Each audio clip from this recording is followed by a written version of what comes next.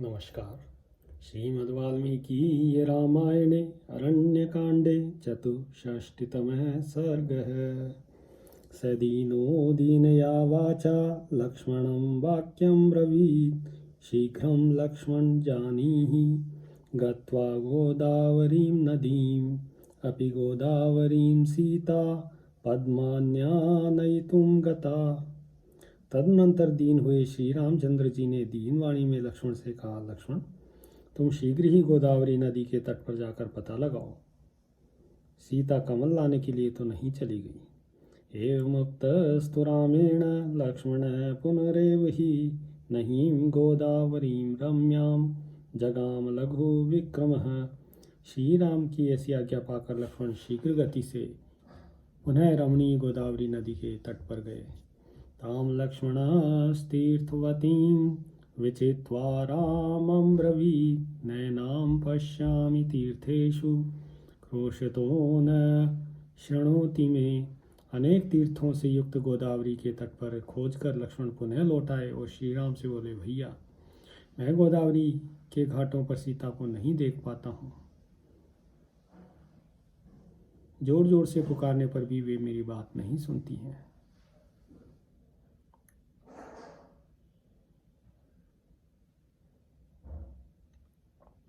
कम नु तथा देशमापन्ना वैदेही क्लेशनाशिनी। नहीं तम वेद्मि वै रामो यत्र सा तनु मध्यमा।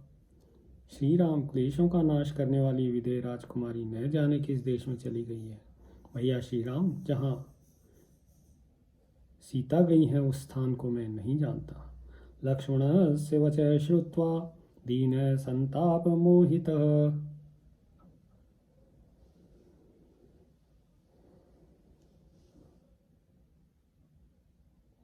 रामः समभिचक्राम स्वयं गोदावरीं नदीं। लक्ष्मण की यह बात सुनकर दीन एवं संताप से मोहित हुए श्री रामचंद्र जी स्वयं ही गोदावरी नदी के तट पर गए।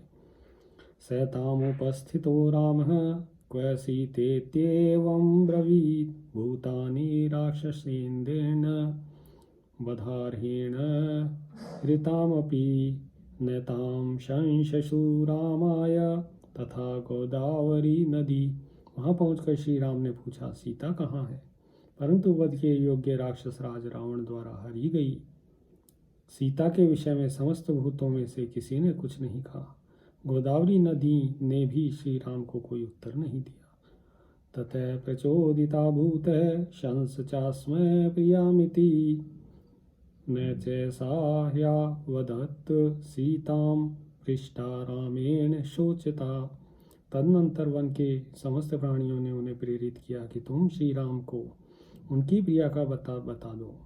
किंतु शोकमग्न श्री राम के पूछने पर भी गोदावरी ने सीता का पता नहीं बताया। रावणस्य च तद्रूपं कर्मापि च दुरात्मनः ध्यात्वा भयात्तु वैदेहीं सा नदी न शशंसः।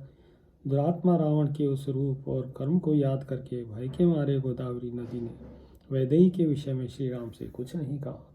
निराशस्तु तया नद्या सीताया दर्शने कृतः उवाच राम सौमित्रीं सीता दर्शनकर्षितः। सीता के दर्शन के विषय में जब नदी ने उन्हें पूर्ण निराश कर दिया, तब सीता को उन्हें देखने से कष्ट में पड़े हुए श्री राम सुमित्रा कुमार से इस प्रकार बोले, एषा गोदावरी सौम्य किंचिन्न प्रतिभाषते किं नु लक्ष्मण वक्ष्यामि समेत्य जनकं वचः मातरं चैव वैदेह्या विना तामहं प्रियम्।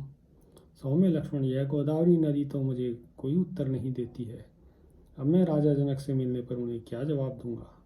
जानकी के बिना उनकी माता से मिलकर भी मैं उनसे यह प्रिय बात कैसे सुनाऊंगा? या मे राज्य विहीनस्य वने वन्येन जीवितः सर्वं व्यापानयच्छोकं वैदेही क्वनुसागता। राज्यहीन होकर वन में जंगली फल मूलों से निर्वाह करते समय भी जो मेरे साथ रहकर मेरे सभी दुखों को दूर किया करती थी, वह विदेह राजकुमारी कहाँ चली गई? ज्ञातिवर्गविहीनस्य वैदेहीमप्यपश्यतः मन्ये दीर्घा भविष्यन्ति रात्रयो मम जाग्रतः। बंधु बांधवों से तो मेरा विछोह हो ही गया था, अब सीता के दर्शन से भी मुझे वंचित होना पड़ा। उसकी चिंता में निरंतर जागते रहने के कारण अब मेरी सभी रातें बहुत बड़ी हो जाएंगी। मंदाकिनीं जनस्थानमिमं प्रस्रवणं गिरिं सर्वाण्यनुचरिष्यामि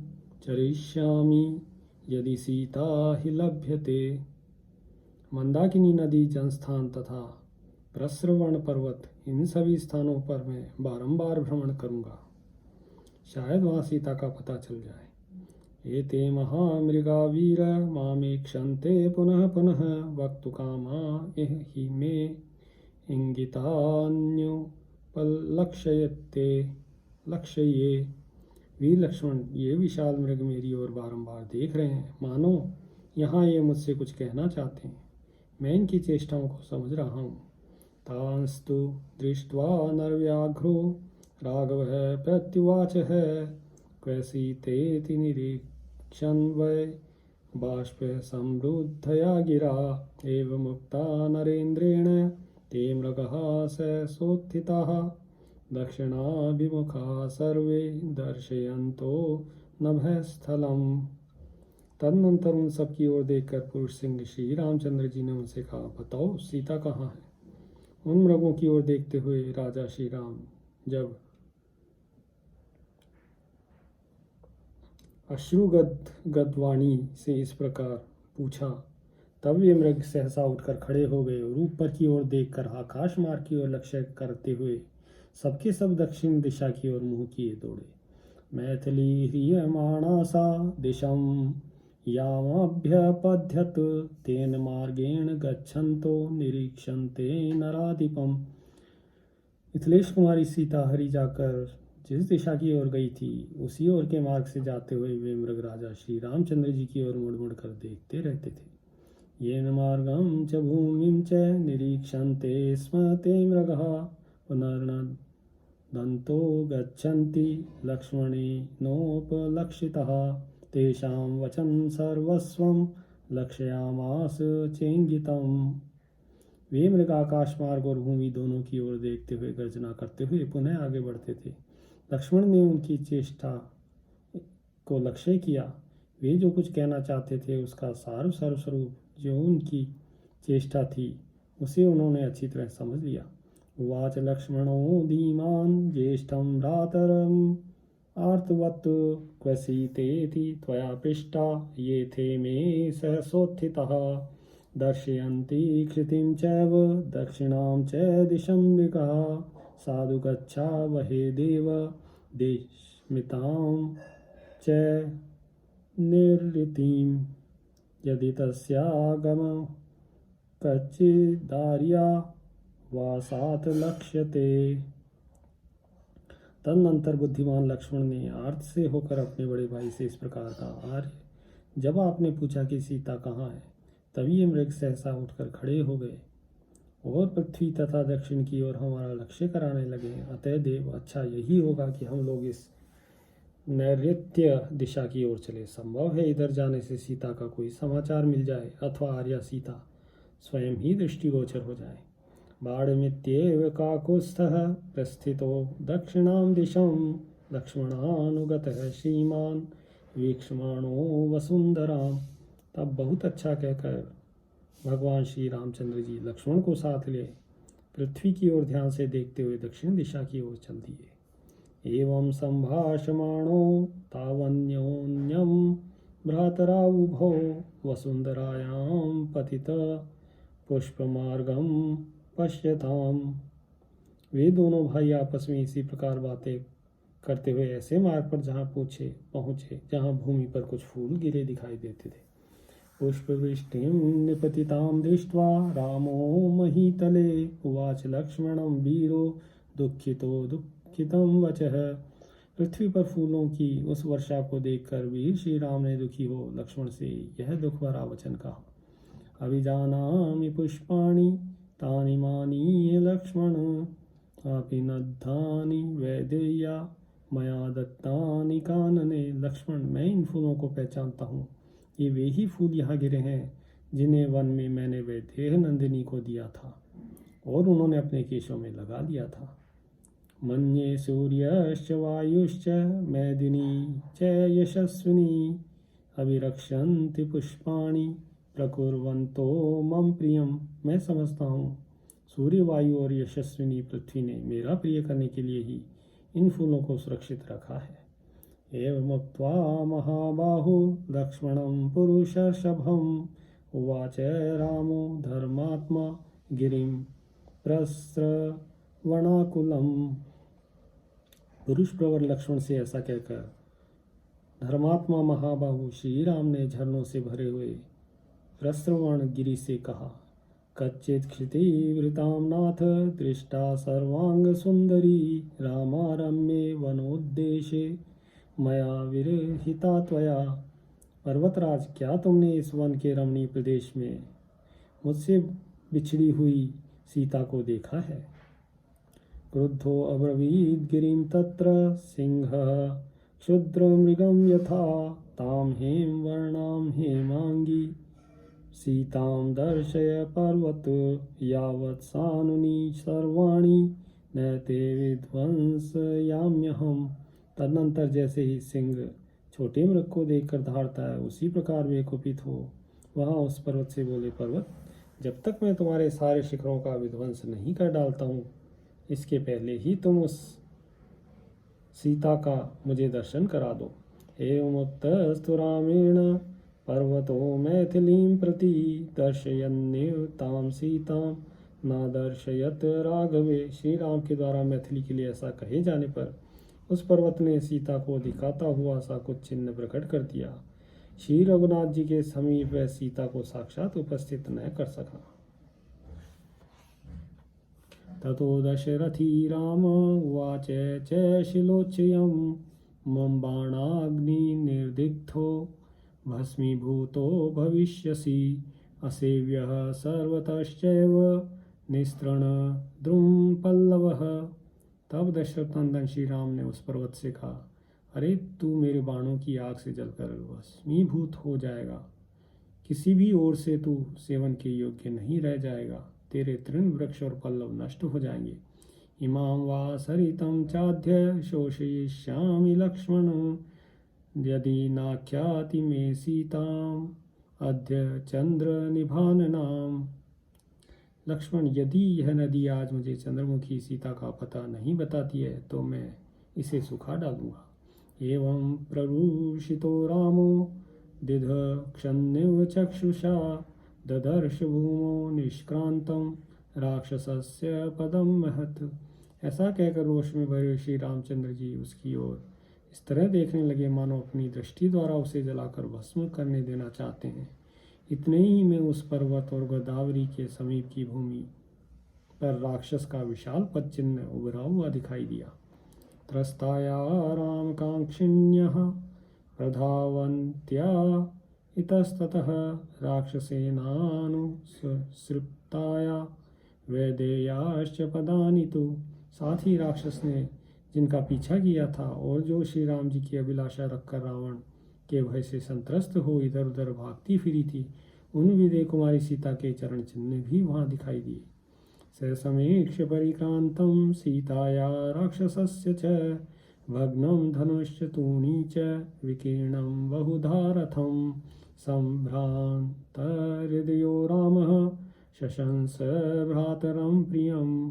सीता और राक्षस के पैरों के निशान, टूटे हुए धनुष, तरकस और छिन्न भिन्न होकर अनेक टुकड़ों में बिखरे हुए रथ को देखकर श्री रामचंद्र जी का हृदय घबरा उठा।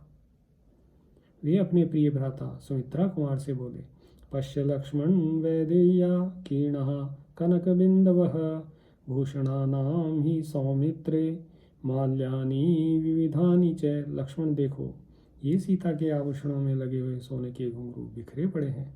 सुमित्रा नंदन उसके नाना प्रकार के हार भी टूटे पड़े हैं। तप्त बिंदु निकाशश्च चित्र है शतज बिंदुभिः आवृतं पश्य सौमित्रे सर्वतो धरणीतलम्।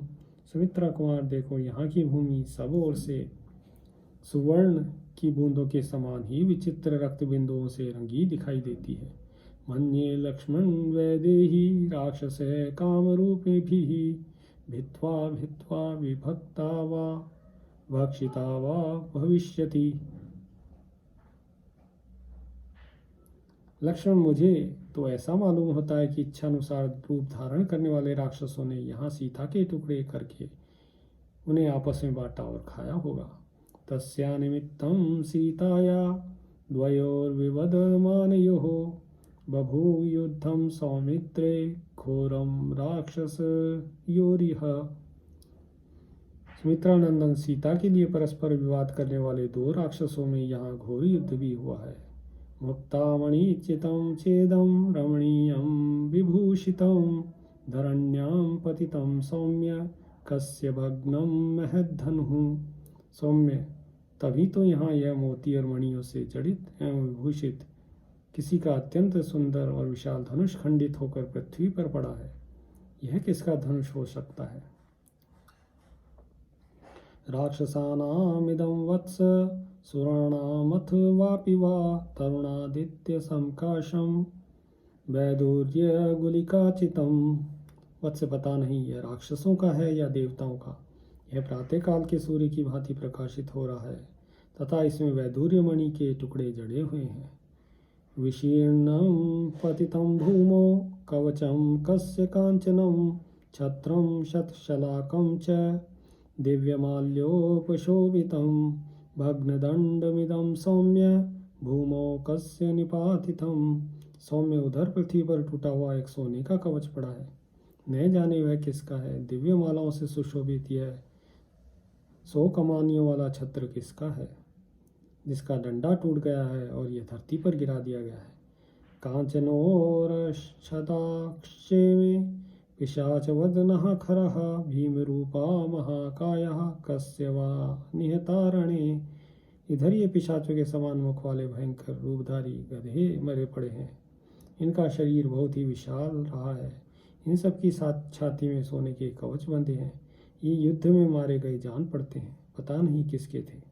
दीप्त पावक समकाशो द्युतिमान समरध्वजः अपविध्यश्च भग्नश्च कस्य सांग्रामिको रथः। यह संग्राम में काम देने वाला यह किसका रथ पड़ा है? इसे किसी ने उल्टा गिराकर तोड़ डाला है। सम्रांगण में स्वामी को सूचित करने वाली ध्वजा भी इसमें लगी थी और तेजस्वी रथ प्रज्वलित अग्नि के समान दमक रहा है। रथाक्षमात्रा विशिखास्त पनीय विभूषण कस्य में निहिता बाण प्रकीटा घोरदर्शन। ये भयंकर बाण जो यहाँ टुकड़े टुकड़े होकर बिखरे पड़े हैं किसके हैं? इनकी लंबाई और मोटाई रथ के धुरे के समान प्रतीत होती है। इनके फल भाग टूट गए हैं तथा ये सुवर्ण से विभूषित हैं।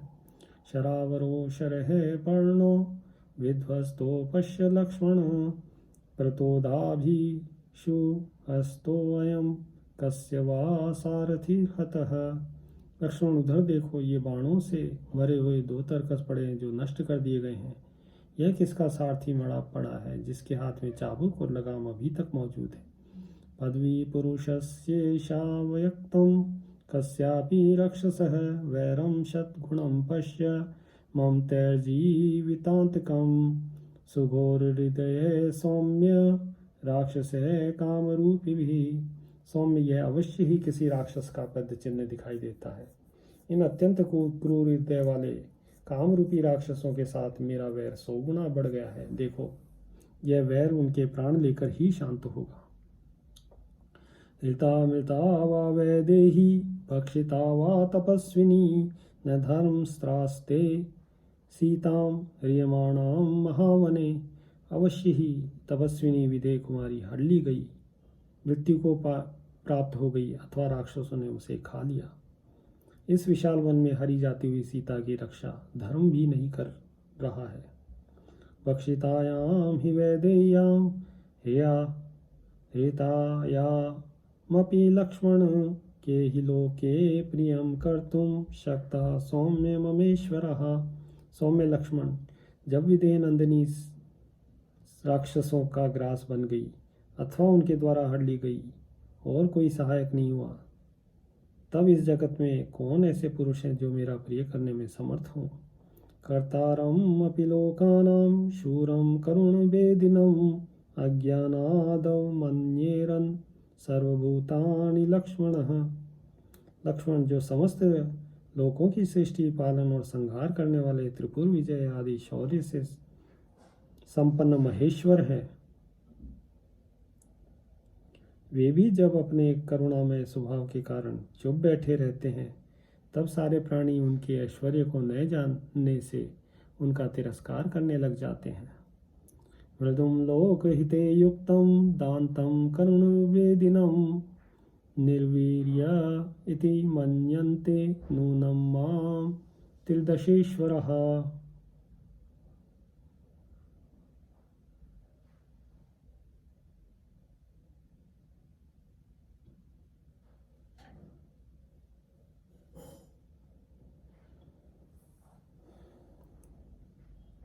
मैं लोकहित में तत्पर, युक्त चित्त, जितेंद्रिय तथा जीवों पर करुणा करने वाला हूँ, इसलिए ये इंद्र आदि देवेश्वर निश्चय ही मुझे निर्बल मान रहे हैं। माम प्राप्य ही गुणो दोष सर्वतः पश्य लक्ष्मण अध्यव सर्वभूतानां रक्षसां भवाय च संवृत्यैव शशिज्योत्स्रां महान् सूर्यैवोदितः संहृत्यैव गुणान् सर्वान् मम तेजः प्रकाशते। लक्ष्मण, देखो तो सही है, दयालुता आदि गुण मेरे पास आकर दोष बन गया। जैसे प्रलय काल में उदित हुआ महान सूर्य चंद्रमा की चांदनी का संहार करके जैसे प्रचंड तेज से प्रकाशित हो उठता है, उसी प्रकार अब मेरा तेज आज ही समस्त प्राणियों तथा राक्षसों का अंत करने के लिए मेरे उन कोमल स्वभाव आदि गुणों को समेट कर प्रचंड रूप में प्रकाशित होगा। यह भी तुम देखो। न यक्षा न गंधर्वा न पिशाचा न राक्षसः किन्नरा वा मनुष्या वा सुखम प्राप्स्यन्ति लक्ष्मण। लक्ष्मण, अब न तो यक्ष, न गंधर्व, न पिशाच, न राक्षस, न किन्नर और न मनुष्य ही चैन से रहने पाएंगे। ममास्त्रबाण संपूर्णम आकाशम पश्य लक्ष्मण असंपातं करिष्यामि याध्य त्रैलोक्यचारिणम। सुमित्रानंदन, देखना, थोड़ी ही देर में आकाश को मैं अपने चलाए बाणों से भर दूंगा और 3 लोकों में विचरने वाले प्राणियों को हिलने डुलने भी नहीं दूंगा। समृद्ध ग्रहण गणम आवारित निशाकरम विप्रणष्टा नलम अरुद्भास्कर द्युति संवृतम विनिर्मथित शैलाग्रम शुष्यमाण जलाशयम ध्वस्तद्रुम लता गुल्मम विप्रणाशित सागरम त्रैलोक्यं तु करिष्यामि संयुक्तं कालकर्मणा। ग्रहों की गति रुक जाएगी, चंद्रमा छिप जाएगा, अग्नि, मरुदगण तथा सूर्य का तेज नष्ट हो जाएगा, सब कुछ अंधकार से आच्छन्न हो जाएगा। पर्वतों के शिखर मथ डाले जाएंगे, सारे जलाशय सूख जाएंगे, वृक्ष, लता और गुल्म नष्ट हो जाएंगे और समुद्रों का भी नाश कर दिया जाएगा। इस तरह मैं सारी त्रिलोकी में ही काल की विनाश लीला आरंभ कर दूंगा। न ते कुशलिनीं सीतां प्रदास्यन्ति ममेश्वरः अस्मिन् मुहूर्ते सौमित्रे मम दृक्ष्यन्ति विक्रमम्। सुमित्रानंदन, यदि देवेश्वरगण इसी मुहूर्त में मुझे सीता देवी को सकुशल नहीं लौटा देंगे तो वे मेरा पराक्रम देखेंगे। नकाशमुद्यतिष्यन्ति सर्वभूतानि लक्ष्मण मम चाप गुणोन्मुक्तैर् बाणजाले निरंतरम। लक्ष्मण, मेरे धनुष की प्रत्यंचा से छूटे हुए बाण समूहों द्वारा आकाश के ठसाठस भर जाने के कारण उनमें कोई प्राणी उड़ नहीं सकेंगे। मर्दितं मम नाराचैर्ध्वस्तभ्रान्तमृगद्विजं समाकुलममर्यादं जगत्पश्चाद्य लक्ष्मण। सुमित्रानंदन देखो, आज मेरे नाराजों से रौंदा जाकर यह सारा जगत व्याकुल और मर्यादा रहित हो जाएगा। यहाँ के मृग और पक्षी आदि प्राणी नष्ट एवं उद्भ्रांत हो जाएंगे। आकर्ण पूर्ण ऋषुभि जीवलोक दुरावरहे करिष्ये मैथिली हेतो पिशाचम राक्षसम। धनुष को कान तक खींचकर छोड़े गए मेरे बाणों को रोकना जीव जगत के लिए बहुत कठिन होगा। मैं सीता के लिए उन बाणों द्वारा इस जगत के समस्त पिशाचों और राक्षसों का संहार कर डालूंगा। मम रोष प्रयुक्तानां विशिखानां बलं सुरः द्रक्ष्यन्त्यद्य विमुक्तानां अमर्षाद दूरगामिनां। रोष और अमर्ष पूर्वक छोड़े गए मेरे फल रहित दूरगामी बाणों का आज देवता लोग बल देखेंगे। नैव देवा न दैतेया न विशाचान राक्षसा भविष्यन्ति मम क्रोधात् त्रैलोक्ये विप्रणाशिते। देवदानव यक्षाणां लोकाये रक्षसामिपमपि बहुधा निपतिष्यन्ति बाणोधः शकलीकृतः। मेरे क्रोध से त्रिलोकी का विनाश हो जाने पर न देवता रह जाएंगे, न दैत्य, न पिशाच रहने पाएंगे, न राक्षस।